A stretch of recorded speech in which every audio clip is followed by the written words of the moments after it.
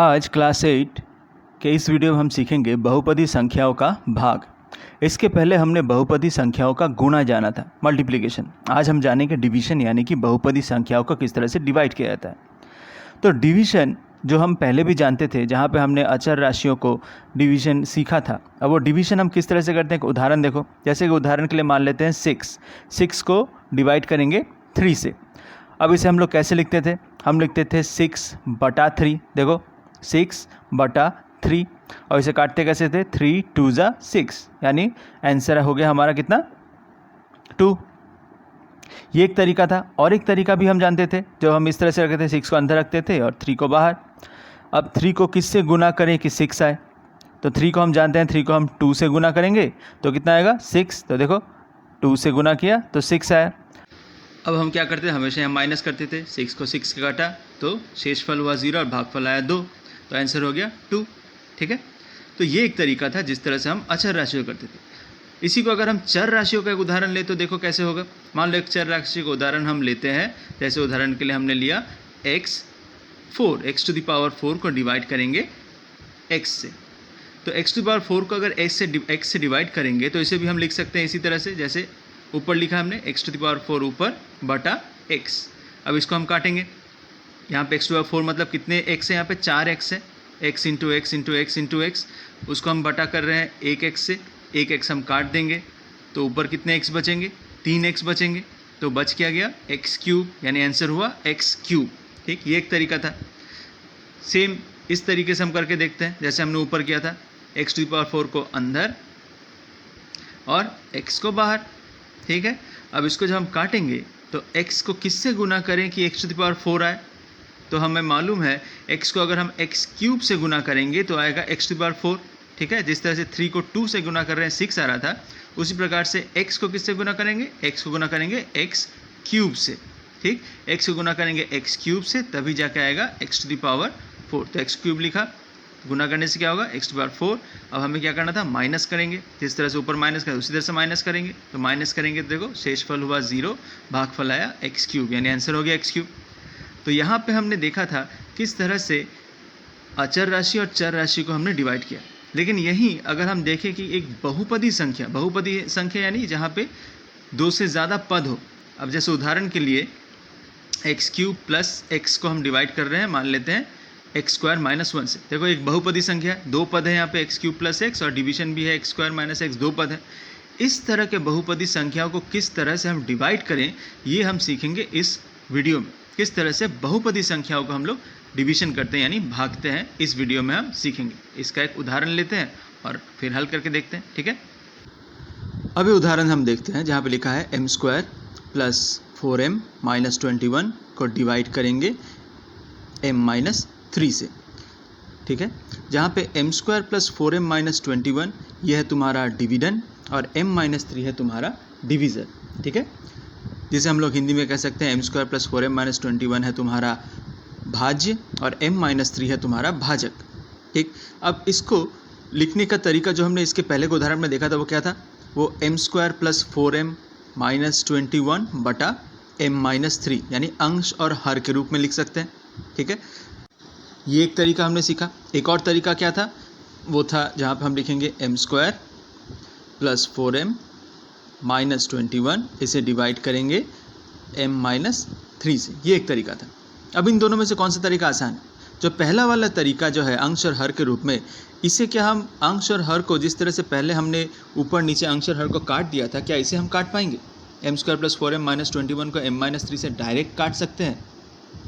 तो वो आंसर होगा नहीं, क्योंकि ये अंश और हर जो है वो योग और वियोग के रूप में है, गुना के रूप में नहीं है। जैसे m को हम नहीं नीचे के m को ऊपर के m² से नहीं काट सकते, क्योंकि m के साथ -3 है और वहाँ m² के साथ + 4m - 21 है। तो इसे हम ऊपर नीचे नहीं काट सकते, क्योंकि ये योग और वियोग के रूप में है। अगर ये गुना के रूप में होता तो हम काट सकते थे, लेकिन हम m² + 4m - 21, ये जो तरीका है जिसको हम डिवाइड करें m - 3 से, ये तरीका ज़्यादा आसान है डिवीजन के लिए। इसे इंग्लिश में लॉन्ग टर्म डिवीजन भी कहा जाता है। तो इस तरीके से किस तरह से डिवाइड करते हैं, अब वो देखो उदाहरण में। इस उदाहरण को करने से पहले हम ज़रा भाजक और भाज्य को ढंग से देखते हैं। तो देखो यहाँ जो तुम्हारा भाजक है और जो तुम्हारा भाज्य है, भाज्य जो है तुम्हारा m² प्लस 4m माइनस 21, इसको गौर से देखो किस, और भाजक वो है m-3। अब m² प्लस 4m माइनस 21 किस रूप में सजा है, ध्यान से देखो। यहाँ जो तुम्हारे चर राशियाँ हैं, m जो चर राशि है उसका पावर देखो, पहला है 2m² घात यानी 2, फिर है पावर 1, और उसके बाद जो है अगर हिसाब से देखा जाए m का पावर है 0, कुछ नहीं है यानी m का पावर 0 है। तो देखो यहाँ घात जो है बड़े से छोटे के क्रम में 2, 1 और फिर 0। ठीक उसी प्रकार से तुम्हारा भाजक भी है, m का पावर 1 है और फिर 0 है।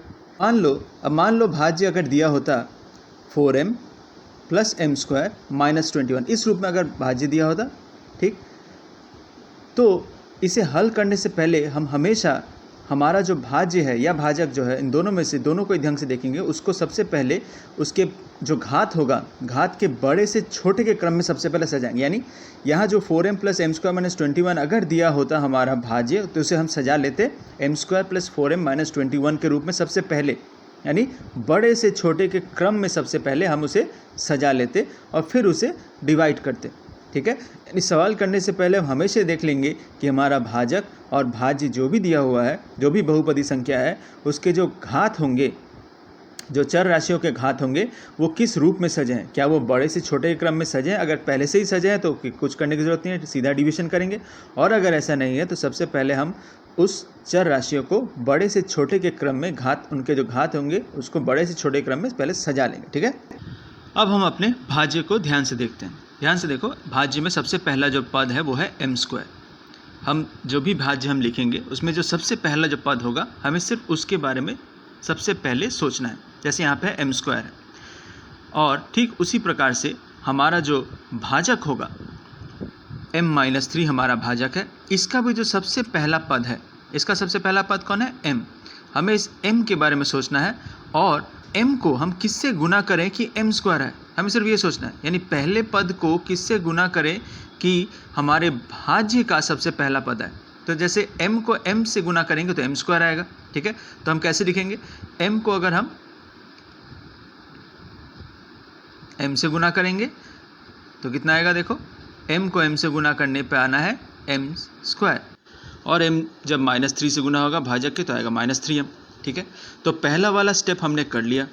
अब हम, जैसे हमें मालूम है डिवीजन में हम जब भी इस तरह से डिवीजन करते हैं तब हम इसे सब्ट्रैक्ट करते हैं, माइनस। ठीक, अब देखो ऊपर नीचे हमें क्या करना है? सब्ट्रैक्ट, यानी हमेशा हम माइनस करेंगे। अब -3m के नीचे भी हम लोग माइनस लिखेंगे, क्योंकि हम लोग सब्ट्रैक्ट कर रहे हैं, माइनस कर रहे हैं।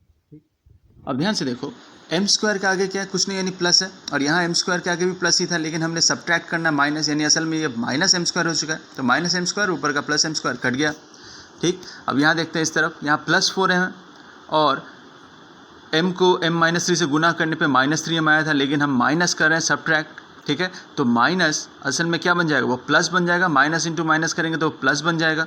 ठीक है, तो +3m और 4m, +3m और 4m मिलके कितना आएगा? 7m आएगा। क्लियर हुआ? अब बाकी कौन बचा? बाकी बचा -21, उसे नीचे लिख लेंगे। ठीक है, लिखा। अब यहाँ तक समझ गए होगे तुम लोग। तो हमने यहाँ पे क्या किया?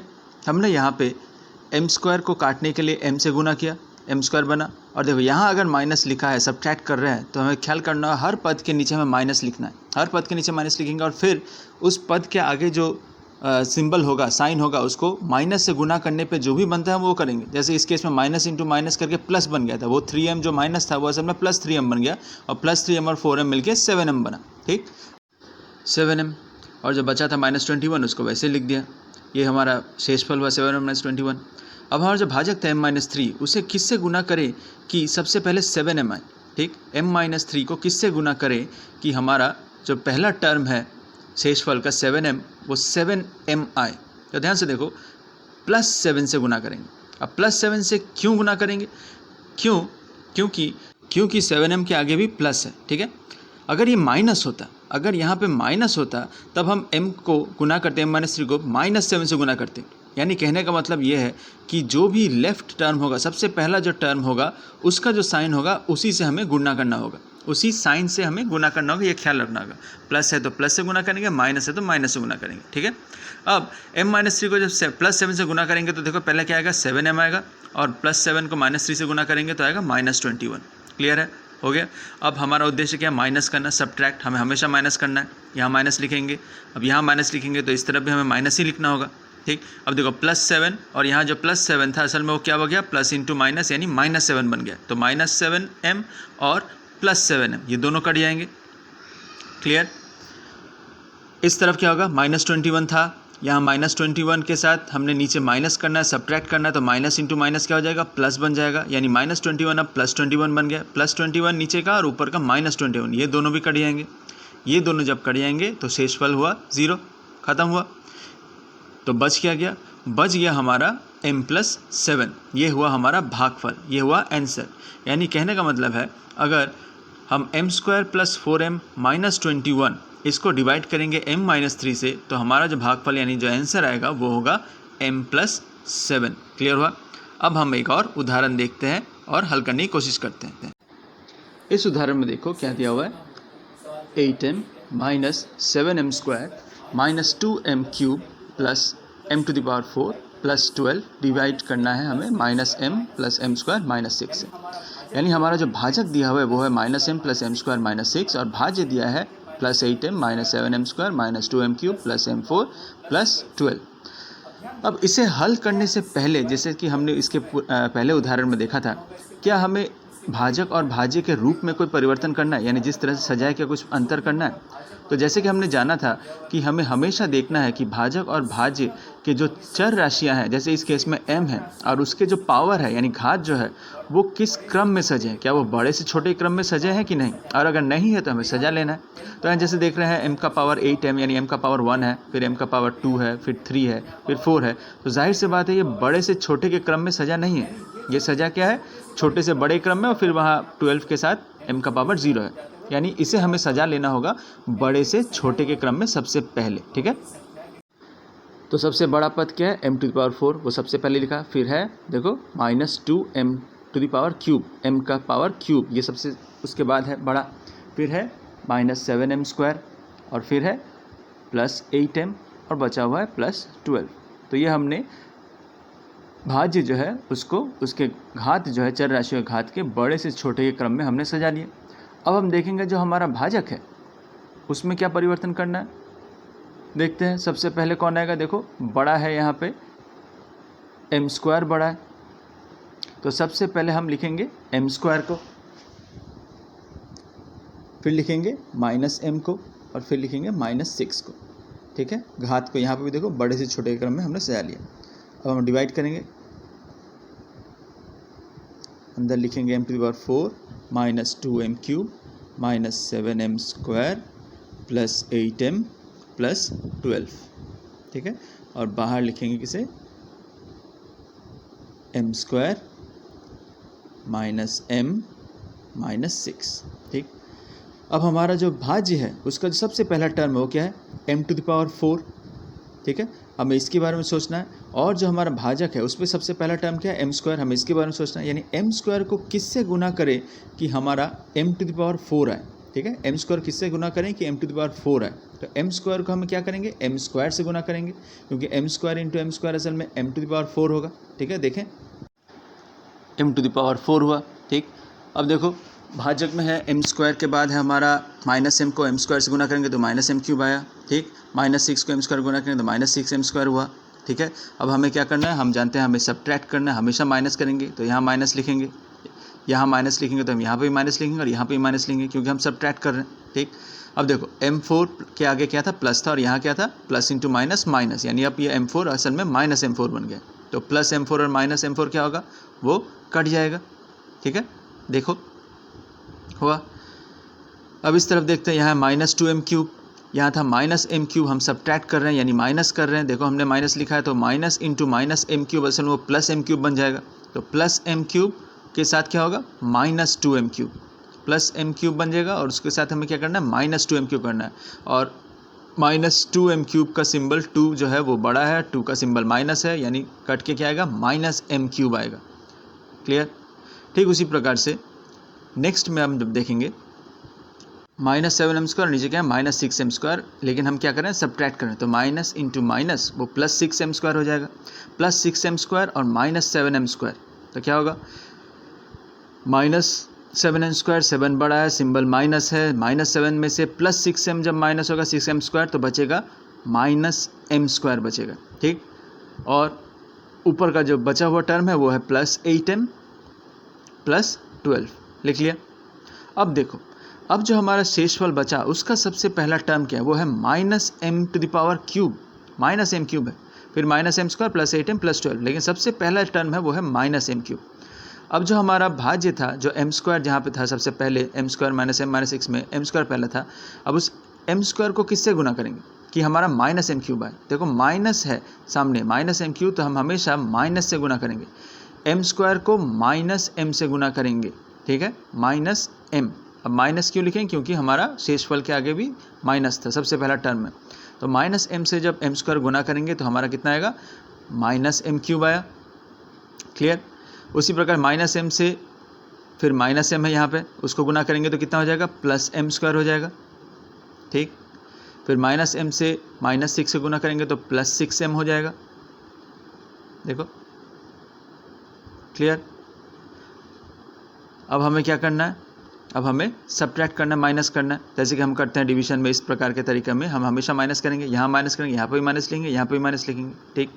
अब ध्यान से देखो -m³, ठीक है, नीचे -m³ है, लेकिन हम क्या कर रहे हैं सब्ट्रैक्ट कर रहे हैं, माइनस कर रहे हैं, तो माइनस इंटू माइनस प्लस बन गया, यानी ये -m³ नीचे वाला असल में +m³ बन गया, तो +m³ और ऊपर का -m³ ये दोनों कट जाएंगे, कट गया। इसके बाद वाला टर्म में देखो +m² है, लेकिन नीचे हम क्या कर रहे हैं सब्ट्रैक्ट कर रहे हैं, तो प्लस इंटू माइनस वो -m² बन चुका है, -m² और ऊपर का -m², ये दोनों मिलकर अब क्या होंगे, कटेंगे नहीं, क्योंकि माइनस माइनस असल में प्लस होता है, तो -2m² बन गया है, क्लियर हुआ, ठीक है। इसके बाद वाला टर्म में हम ध्यान से देखो, वो +6m था, हम सब्ट्रैक्ट कर रहे हैं, तो प्लस इंटू माइनस माइनस होता है, तो यानी +6m असल में -6m है, और ऊपर है +8m, तो +8m और -6m ये क्या होगा माइनस होगा, क्या आएगा +2m, और ऊपर का टर्म +12 लिख दिया। अब जो शेषफल बचा देखो, उसमें सबसे पहला टर्म क्या -2m², फिर है +2m, फिर +12, यानी अब जब हम हमारे जो भाजक होगा उसको m² को किससे गुना करेंगे, देखो यहाँ पे सबसे पहले माइनस है, तो हम करेंगे माइनस से गुना, -2 से गुना करेंगे, क्योंकि -2 से गुना करने पे m² इंटू -2 असल में कितना आएगा -2m² आएगा, ठीक है। फिर -2 से -m गुना करेंगे तो कितना हो जाएगा +2m हो जाएगा, और -2 को -6 से गुना +12, ठीक है। अब हमें सब्ट्रैक्ट करना है, माइनस करेंगे, यहाँ माइनस लिखेंगे, इस तरफ भी माइनस, यहाँ पे भी माइनस, ठीक है। अब ध्यान दो, माइनस इंटू माइनस क्या हो गया +2m² हो गया, और ऊपर है -2m², कट गया, प्लस इंटू माइनस माइनस, यानी अब ये -2m बन गया, और ऊपर +2m, ये भी कट गया, प्लस इंटू माइनस -12 बन गया, और ऊपर भी +12 है, यानी ये भी कट गया, यानी शेषफल हो गया 0, ठीक। यानी यहाँ पे भी हम देख रहे हैं जो हमारा आंसर हुआ वह m² - m-2, यानी m⁴ - 2m³ - 7² + 8m + 12, इसको जब डिवाइड करेंगे m² - m - 6 से, तो हमारा जो भागफल होगा यानी जो आंसर होगा वो क्या होगा m² - m - 2, क्लियर हुआ।